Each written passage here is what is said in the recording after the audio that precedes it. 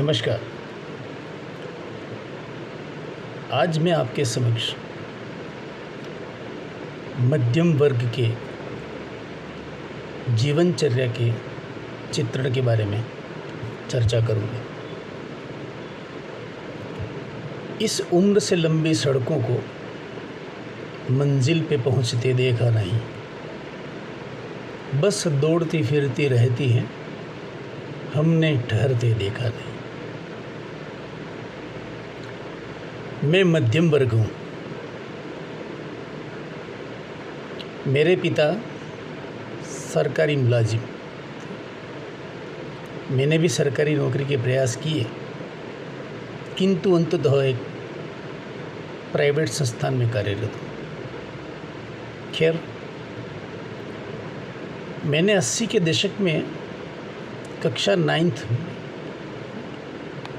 में banking principal and practice विषय में पढ़ा था कि भारत का किसान ऋण में जन्म लेता है और उसे भरते हुए मर जाता है।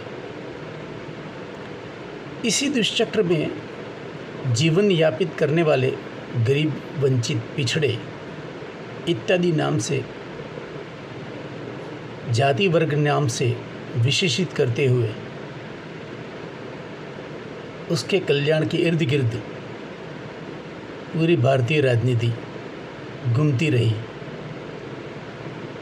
इसके साथ ही कई चिंतक और NGOs पलते फूलते रहे, लेकिन मैं मध्यम वर्ग खुद को बिना राजनीतिक सुध के जीने की वजह ढूंढ रहा हूँ। मैं समाज के निकट हूँ। मुझे उत्तरदायित्व के कान खुले रखने पड़ते हैं, क्योंकि मध्यम वर्ग से हूँ तो एक दीवार पर पड़ोस का मकान है, इसलिए खुद को अभिव्यक्त करने का भी डर है। वो कहावत है ना कि दीवारों के भी कान होते हैं। मध्यम वर्ग की अलसुबह बच्चों के टिफ़िन से स्टार्ट होती है और कल फिर से टिफ़िन में क्या बनाना है, उसी चर्चा में रात में ख़त्म हो जाती है। हालांकि अब मुझे तानों को सुनने की आदत हो गई है, सो अपने नैन में नीर से अपने परिवार को समुद्र तट की यात्रा करवा देता हूँ, जो उन्होंने सोशल मीडिया में मित्रों की यात्रा में देखा है। तभी अपने परिवार की ख्वाहिशों को मोबाइल दिलाकर पूरा कर देता हूँ, ताकि गूगल सोशल मीडिया से यात्रा और मनोरंजन मूवी का आनंद ले सके। अरे मुझ मध्यम वर्ग को तो रविवार भी अपने घर में रहना यात्रा की अनुभूति करवाता है। चूँकि मैं न तो वंचित हूँ न जाति विशेष से, तो मुझे राजनीतिक हितकारी वर्ग में होने का हक ही नहीं है। सरकार मुझसे स्वाभिमानी कार्मिक की अपेक्षा रखती है। वह अपने पर लदे करों से देश के वंचितों को सहाय सिद्ध होगा, ऐसा अपेक्षा रखती है।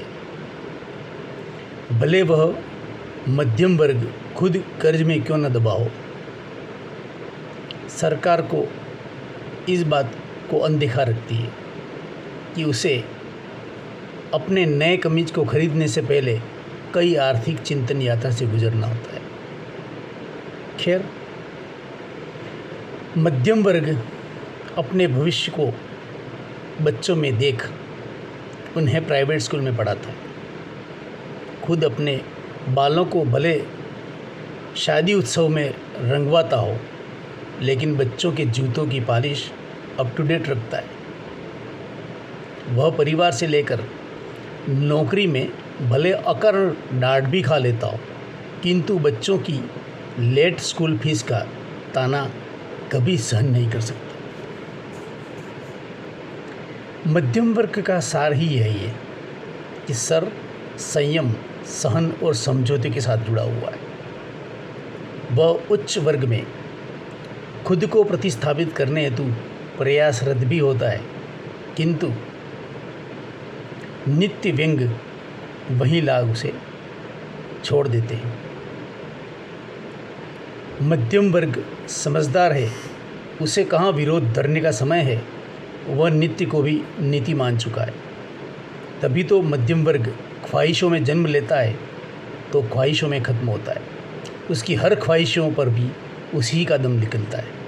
खैर, मैं अभिव्यक्ति भी रविवार की बारिश के कारण हुआ। वंदे मातरम।